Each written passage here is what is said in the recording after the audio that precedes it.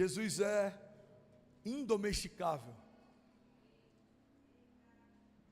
Eu lembro que quando eu preguei isso, gerou escândalo para alguns. Como assim? Como é que você fala que Jesus é indomesticável? Vamos para o significado de indomesticável, aquele que não se pode domar, que não se pode deformar a sua identidade, aquele que não se pode domesticar os seus instintos ou a sua personalidade, aquele que não se pode moldar para dizer quem vai ser. Jesus, ele é indomesticável porque ninguém poderia moldá-lo, uma religião não conseguiria comprimi-lo, a perseguição não conseguiu pará-lo, o inferno não conseguiu detê-lo, a morte não conseguiu finalizar a sua história. Então ele é indomesticável porque ele é selvagem. O que é um animal selvagem? É aquele que não consegue, você não tem como mudar os instintos deles. O leão, ele é leão e pronto. Ele faz o que ele nasceu para fazer, porque é instintivo. Jesus, ele era indomesticável. Tem uma frase do Tim Keller, eu compartilhei alguns dias atrás, que falava que Jesus, ele era uma ameaça ao sistema. Você não crucifica caras legais, você crucifica ameaças. Jesus ameaçava o sistema, Jesus ameaçava a religião, Jesus ameaçava o templo, Jesus ameaçava a forma como pessoas, elas ganhavam coisas falando sobre Deus, mas não carregavam nada de Deus. Jesus, ele quando começa a estabelecer novas realidades, aqueles que falavam sobre milagres, mas não manifestavam milagres, aqueles que falavam sobre cura, mas não manifestavam cura, aqueles que falavam sobre redenção, mas não redimiam ninguém, eles começaram a ficar preocupados. Por quê? Porque ele não carrega só um discurso, ele é a própria mensagem. Jesus era uma falha no sistema. A Bíblia diz que quando ele ressuscita Lázaro, a religião entra em crise. Está na minha Bíblia e na sua. Jesus ressuscita Lázaro, os religiosos se reúnem, desesperados. Falavam entre si, precisamos pará-lo. Agora ele foi longe demais. Ele ressuscitou alguém, todo mundo vai começar a segui-lo. Os religiosos estavam desesperados. Por quê? Porque eles sabiam que o milagre de ressurreição era algo tão poderoso que só alguém em nome de Deus ou o próprio Deus poderia fazê-lo. Então, como eles não conseguiam manifestar o que Jesus manifestava, era mais fácil tentar parar o que Jesus fazia. Irmão, olha para mim, isso sempre aconteceu. Quem não consegue manifestar o que você pode manifestar, vai tentar parar você. Você já viveu isso em alguma área da sua vida? Se nós vivemos, quem dirá Jesus, o Messias, o verbo vivo. Todo o inferno se moveu para tentar pará-lo. O que eles não sabiam é que a morte não era o final de uma revolução. A morte de Jesus era o início dela. Tudo começa através da morte de Jesus. O autor da vida encontra a morte, para que eu e você pudéssemos encontrar a vida. Você tem noção disso, irmão? A redenção é tão poderosa que ela fala a respeito da própria vida morrendo por você. Por amor a você, a vida morreu. Você está comigo? Diga amém. Desculpa pregar na velocidade 3 do WhatsApp. Nem foi implantado ainda, é um update que vai sair ano que vem. Mas eu não quero passar muito do tempo do culto, mas eu também não quero deixar de liberar sobre você algo que Deus tem para essa noite. Você está comigo? Quando a gente fala sobre esse Jesus evangélico e o Jesus de Deus, a gente precisa ter um entendimento que a gente sempre parte do pressuposto que todo mundo tem a mesma cosmovisão. Quando a gente fala de Jesus, todo mundo entende Jesus da mesma forma, mas essa não é uma verdade.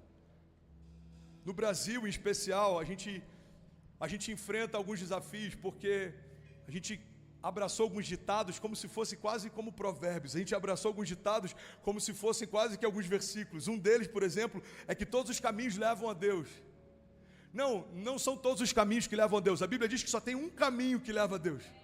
Jesus é o único caminho que leva ao Pai. João 14,6. Respondeu Jesus: eu sou o caminho, a verdade e a vida, e ninguém vai ao Pai se não for através de mim. A gente costuma falar muito, ou grande parte de nós aqui costumavam falar, que todos somos filhos de Deus. Mas também não é uma verdade. Não somos todos filhos de Deus, somos todos criação de Deus. Todos fomos criados pela mão dele. Mas a partir do momento que somos salvos pelo sangue de Jesus, aí sim nos tornamos filhos de Deus. João 1,10 diz: aquele que é a palavra estava no mundo, e o mundo foi feito por intermédio dele, mas o mundo não o reconheceu. Ele veio para o que era seu, mas os seus não o receberam. Contudo, aos que o receberam e aos que creram em seu nome, deu-lhes o direito de se tornarem filhos de Deus. Essa é a parte que normalmente a igreja celebra. Os quais não nasceram por descendência natural, nem pela vontade da carne, nem pela vontade de algum homem, mas nasceram de Deus. Você sabia que essa é uma resposta até para você que talvez ouve dos seus pais que você nasceu por um erro ou por um descuido?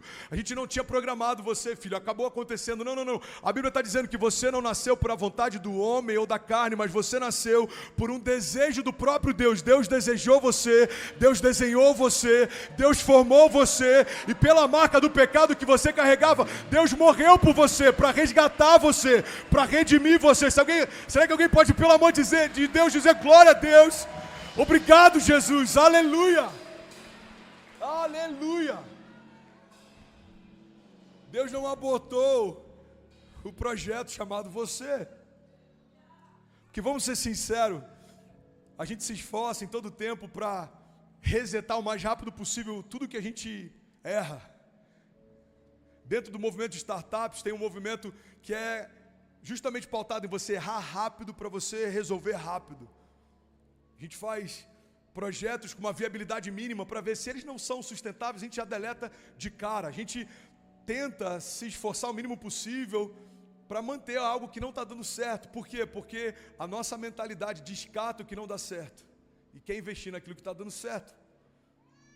Mas Deus não é homem, Deus é Deus. Você tem noção que o primeiro projeto, primeiro o número serial 0001 deu errado, ele poderia ter abortado toda a linha de fabricação, mas ele falou: eu não abro mão daquilo que eu sonhei, eu prefiro que o meu filho se entregue à morte, do que abrir mão de todos os meus filhos que já foram sonhados. Irmão, olha para mim, o único filho de Deus se fez homem para que todos os homens pudessem ser feitos filhos de Deus.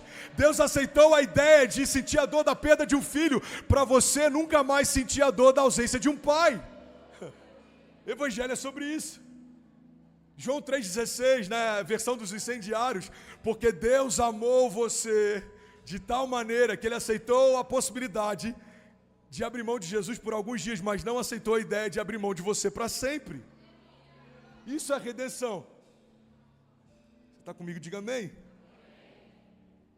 E é sobre esse Jesus que eu quero falar, um Jesus que era indomesticável. Não é esse Jesus pintado no período renascentista, de olhos azuis e cabelos claros, não. É um Jesus de pele marcada, de mãos calejadas, de pés cansados.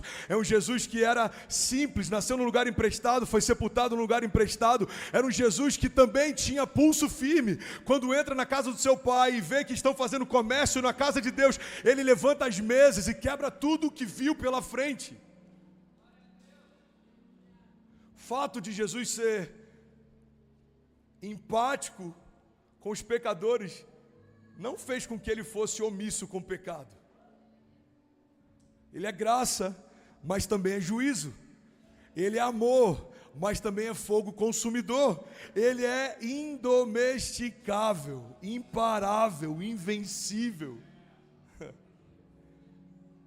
Tem um livro chamado Divina Comédia de Dante. É interessante porque esse livro, ele criou uma ideia estética de como é o inferno, de como é o próprio Satanás.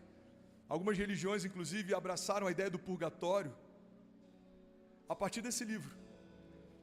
Um autor escreveu uma história a respeito de um personagem que ele transitou no purgatório, no inferno, e aí, por séculos, se criou uma ideia estética de que o inferno é da forma que a gente imagina que ele é, de que Satanás é da forma que a gente imagina que ele é. Sabe essa imagem de Satanás vermelho, com uma cauda, com um tridente? Sabe essa ideia que algumas religiões abraçaram de um purgatório, um período em que a gente se santifica antes de poder ter acesso aos céus? Tudo isso não existia antes desse livro ser escrito, e tudo isso passou a ser assimilado pela nossa cultura depois que alguém escreveu. André, onde é que você quer chegar?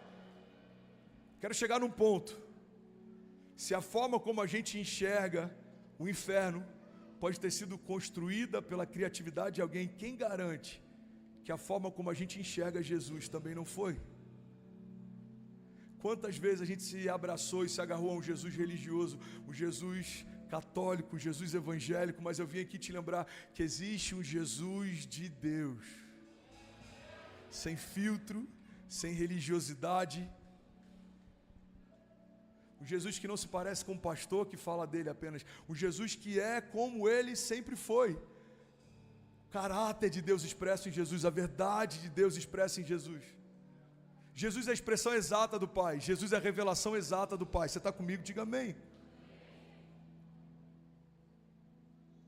Agora a verdade, irmão, é que se o Jesus que eu enxergo não é o Jesus de Deus, como eu posso ser parecido com alguém que eu não conheço? Eu estou pregando isso porque o meu desejo é que 2023, para a nossa igreja, seja um ano em que a gente vai perseguir uma nova revelação de quem Deus é, para que a gente possa ter mais sensibilidade para entender quem Ele é, como Ele se move, o que Ele carrega, o que Ele espera de mim. Pai, quais são as suas direções para esse ano? Quais são as palavras que você tem esse ano? Quais são as portas que você abriu esse ano? Quais são os milagres que você tem para mim esse ano? Pai, o que a gente vai fazer junto esse ano?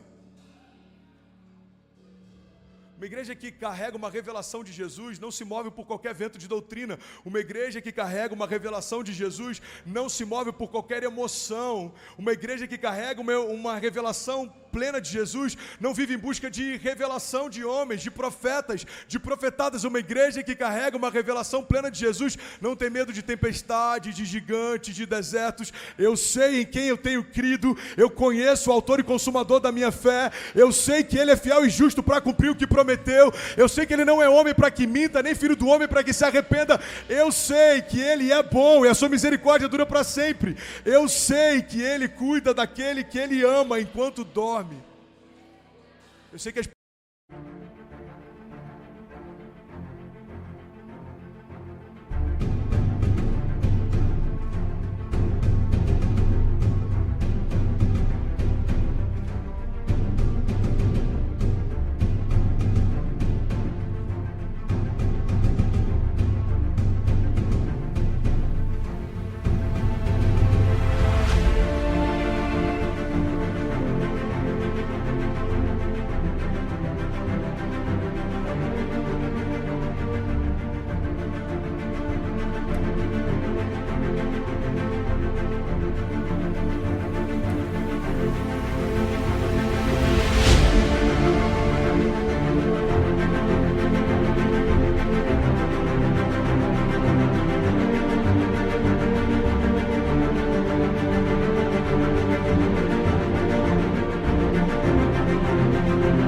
palavras que Ele tem não voltam vazias. Você está comigo? E aí, tudo bem? Você acabou agora de assistir um vídeo. Se você ainda não está inscrito, já se inscreve também no nosso canal, ativa esse sininho aqui embaixo de notificação e toda vez que eu fizer uma live ou estiver transmitindo uma mensagem ao vivo, você vai ser um dos primeiros a saber. Mas eu deixei mais 2 indicações aqui que eu espero que façam muito sentido para você. Então já aproveita e clica para assistir a próxima mensagem, beleza? Seja bem-vindo ao time de incendiários e eu espero de verdade que essas mensagens mudem a sua vida como elas têm mudado a minha também. Até a próxima. Valeu!